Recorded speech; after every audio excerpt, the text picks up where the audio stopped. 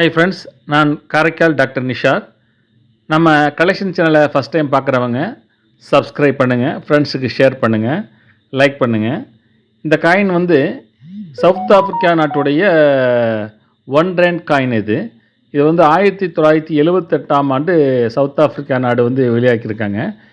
இதனுடைய முன்பகுதியில் பார்த்தீங்கன்னாக்கா, ஒற்றுமையின் மூலம் சக்தி என்ற குறிக்கோளை வந்து தென்னாப்பிரிக்காவின் சின்னமான அதை வந்து அதில் பதிவு செஞ்சுருக்காங்க.